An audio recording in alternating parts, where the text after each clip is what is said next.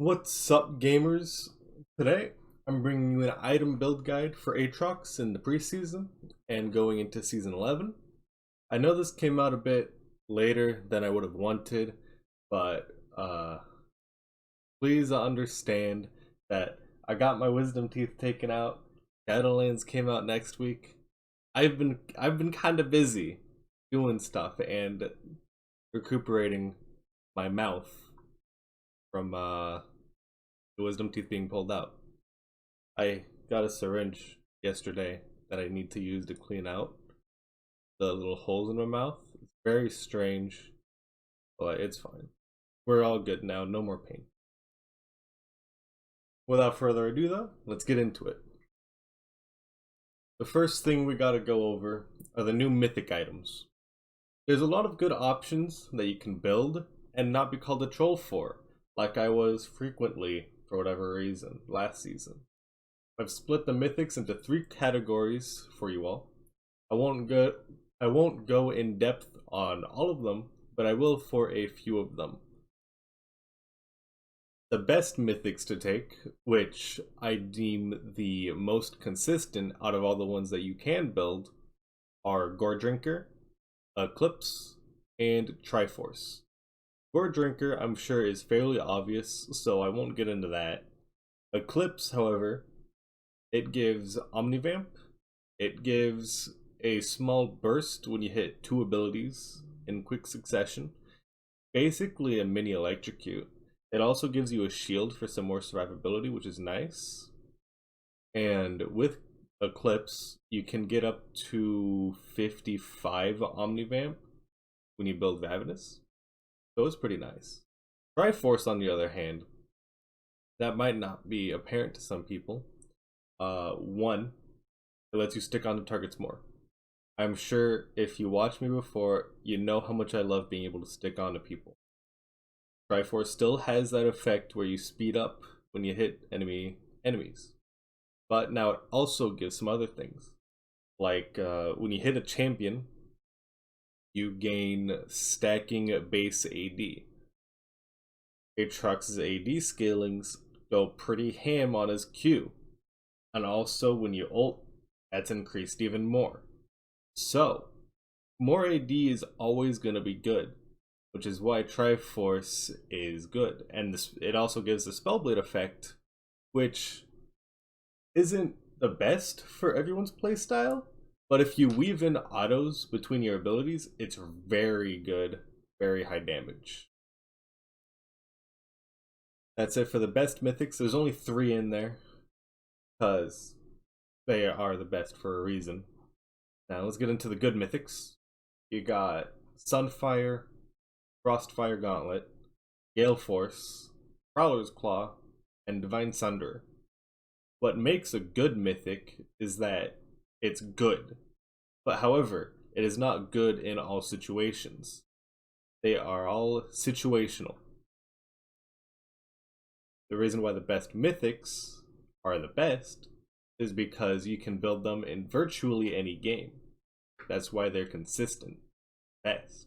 Good mythics, on the other hand, are the best in certain situations, which is why they are situational mythics.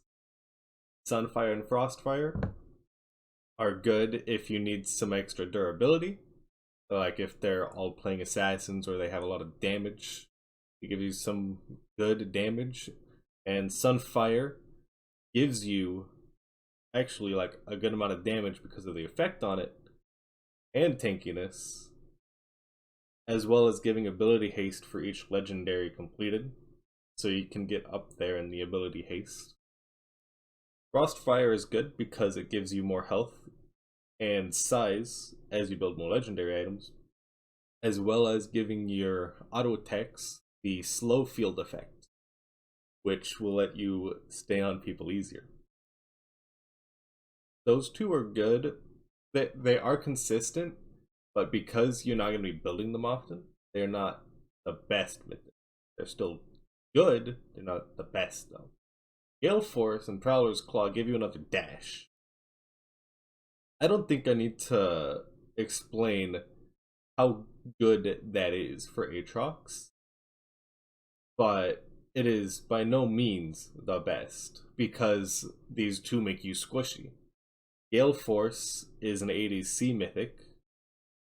Uh, we were pretty much only building Gale Force for the active on it and the legendary passive on it. The passive you get when you build more stuff, more legendaries. It gives you 3% move speed for each legendary you build. You can get a lot of move speed with Gale Force at full build. And you're just going really fast, and it's very fun. And the dash is nice. You can't use the Gale Force dash in the middle of your queue, but you can use it like directly after, directly before, and it can lead to some pretty fun combos. I'll tell you that. Prowler's Claw is a bit stranger. It needs a target to dash to. So usually what I've been doing is Q1 sweet spot into a dash forward, and then missing Q2 sweet spot entirely, and then using Q3 and E if they move too far away to hit the Q3 sweet spot. Or just using Prowler's Claw to hit the Q3 sweet spot. It's really good. And also, the fact that the target you hit with Prowler's Claw takes more damage from you, very nice. Divine Sunder. This is situational in that it is not good unless they have like 2 or more tanks.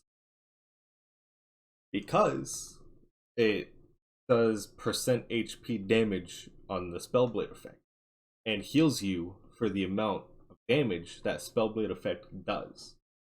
Very good against tanks, okay against everybody else. And by tanks, really, I mean people that build a lot of HP. Not necessarily the ones that just build armored health. As long as they've got a lot of HP, Divine Sunder would be a good item to build. Next category, I deem the suboptimal but still okay to get. These are the mythic items you would build in norms for fun. I do not recommend building these in ranked games because they are not too consistent. Maybe Chem Tank is, but now that you know one, let's get into that one. Chem Tank. Turbo Chem Tank. I think that's the name of it. Gives you a move speed increase as the active. It's a tank mythic.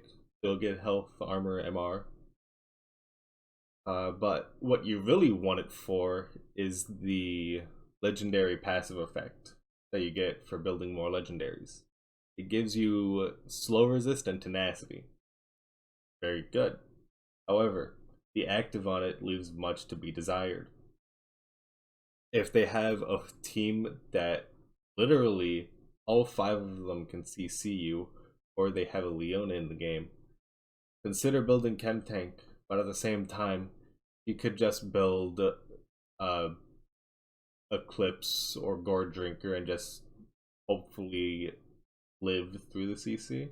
Or build a Gale Force and dodge the CC. It's just that easy.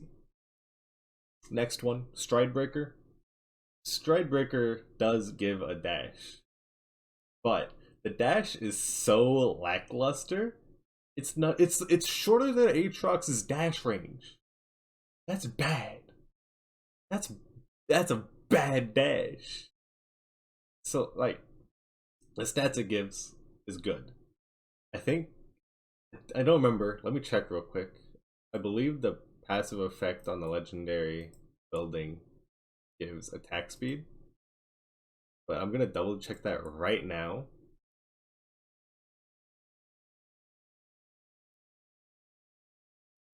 No, it gives move speed. It's not Gale Force. Pretty good. Pretty good. I thought it gave attack speed. It doesn't. But the active on it is just so freaking short. It is affected by ability haste, so it can be good situationally. However, it is just not as good as the other mythics. You can still build it because it gives a dash, gives AD, health, ability haste, attack speed, which is nice. But it is by no means a good mythic. At least not for ranked. It's fun for norms, suboptimal and ranked. Last one, Duskblade. Now, Duskblade is just a funny item in general for people that can build it. Makes you go invisible when you get a takedown. Very funny when it happens. They'll hear the sound of your ult resetting, but they won't see you. Very funny in norms. Maybe not so funny in ranked, because people will learn how to play against Duskblade. I know it gives full invisibility, unless you're like under tower or something, but people will eventually learn how to play against Duskblade. People learned how to play against invisibility. They did. People build scryers. They build control wards. I mean, that won't help, but like, it helps against the other one. So, look, eventually, Duskblade's invisibility will not be as good as it is now. Simply because people will learn, adapt, they'll get better at predicting. I hope. Like, the way I do it at least is when someone goes invisible, there is a very set in stone mindset that happens when you go invisible. And I usually exploit that. Like Keiko players that go invisible, Ozix players that go invisible. There's Twitch, Evelyn. All four of these people that go invisible have mindsets that are very easy to predict. And I have a feeling, at least for me, that Duskblade is going to have the same effect happen. Which means I'll be able to play against them. And hopefully, you guys will be too. You just gotta learn the pattern. But that's it for the suboptimal. Duskblade gives a lot of damage. So it's nice. Don't build it in rank though, please. Now that you know what mythics you can build, let's get into the legendary items. With all the changes made to items, the things that are core for Aatrox are different. Well, Aatrox is still there. It's a staple. Just good. Before I actually tell you the two core items though, I want to bring this up. Black Cleaver is not a core item. I was looking through op.gg earlier, yesterday, and I saw that Aatrox, the Aatrox thing, still had Black Cleaver listed in literally 90% of the games played of Aatrox. Shinshin was building a bunch of Black Cleaver on Aatrox, and I got really mad. It is not a core item. He was building it every game. It is not a core item on Aatrox anymore. It is a situational item at best when you're against like 3 or more tanks, but other than that, it's bad. It's bad for the same reason that Conqueror was bad for a time on Aatrox, which is why I switched to Grasp for a time. It takes too long to stack because it's worse than Conqueror stacking because it's per specific champion. It's not stacked on all champions simultaneously. It's one stack per champ. One different stacking per champ. Like, what, you're gonna be wailing on that one character the whole time? No, you're not. Well, I mean, unless it's a one-on-one. But like team fights, you're not going to be. The stats on it are still good. I'll give you that. The passive effect just isn't that good unless you're against 3 or more tanks. We only built it before because there were literally no other good options. But now there is. So stop building Black Cleaver. Anyway, let's get into the ones you should build now. For item number 1, Derek's Gage. Derek's Gage? Derek's Gage. I'm still not sure. I mean, it's spelled Gage, but it could be pronounced Gage. I'm not sure. I said it earlier, it's still a core item on Aatrox, but now it is better than before. Not because more stats were added to it, but because of its new passive effect. For every champion you hit, you gain a stack of Bloodlust, which gives you healing over 6 seconds. Now 6 seconds is kind of long for a team fight.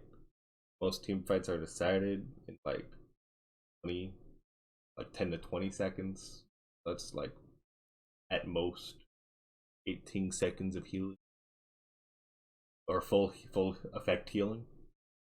But stacks stack up to 5 times. Because 5 enemy champions. 2% max health is healed per champion over 6 seconds, going up to a max of 10%. So 10% of your max health over 6 seconds is pretty good.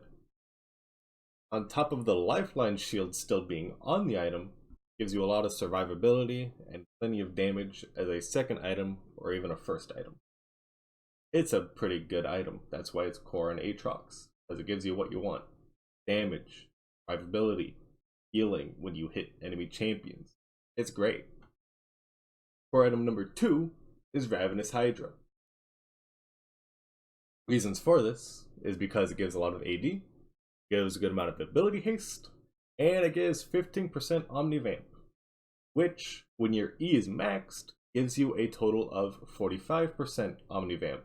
And if you have Eclipse, you'll get 55% Omnivamp. This gives you a lot of healing, especially when you ult, because your ult doubles your healing, your self-healing.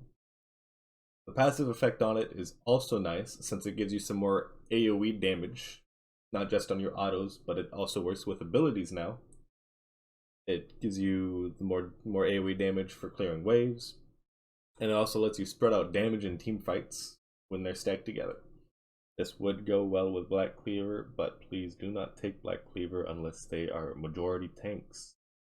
I ask again. Best part about Ravenous is certainly the Omnivamp it gives, though. So that's 3 items already. Halfway through the build. Sprinkle boots in there sometime, and bam, that's 4. We got 2 more items to build. These are the situational items. Need more damage? We got options. Need more tank? We also got options. Let's hop into it. For damage options, you got Serpent's Fang, which gives you more damage against shields, also gives a bit of lethality. Really good if they have 2 or even just 1 person that gives a really big shield. Would be good against Mordekaiser. Shielding supports. They're all assholes, by the way. And anyone else that has shields. Another one is Death's Dance. This is kind of damage and utility at the same time. I put in the damage one though, because it just gives damage, some healing. It might be utility. I put Edge of Night in damage, which brings us to the third one, Edge of Night. Really good if you need to nullify someone's engage, and also gives a bit of lethality. Very nice. Tank situationals. Spirit Visage. It's a nice constant. It did kinda get nerfed for Aatrox a bit because the healing received was split into healing and shielding. But if you have a shielding support, it'll be pretty nice to have. Next is Randuin's Omen. This is good against crit ADCs specifically, which we're not seeing a lot of right now. But like whenever Riot decides to let crit ADCs have crit items back, Randuin's Omen will be better. Next is Abyssal Mask. This is good magic resist. It is on par with Spirit Visage, only because they changed it doesn't give mana anymore, so we can't actually build it. And also, when you immobilize an enemy champion, you do 10% more damage to them, which will in turn give you more healing because you'll be doing more damage. So like, good. Doesn't give any ability haste though, like Spirit Visage does, but still pretty good nonetheless. Next one is Gargoyle Stoneplate. This is an item I like to build if they have like a pure mix of AD and AP champions. The reason why I've been building it is because I usually have a lot of health. Aatrox builds a lot of health in AD. So the fact that they changed gargoyles to give you a shield for your HP and have it so you don't get reduced damage anymore when it's activated, very nice. Also, the passive stacking effect that gives you more armor and MR as you get attacked is very nice. And team fights give more tankiness as it goes on. Which, if you know Aatrox, you know we like long drawn out fights. Next, Force of Nature. This is good against an all AP team. Otherwise, I maybe wouldn't recommend it, because Force of Nature is specifically for building against AP characters. So I'd say if they've got 4 or all of them are AP, then you would build Force of Nature. But other than that,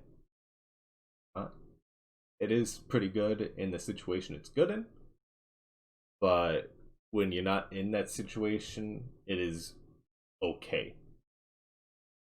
Next is Utility. You got Silvermere Dawn, which is the bruiser version of QSS.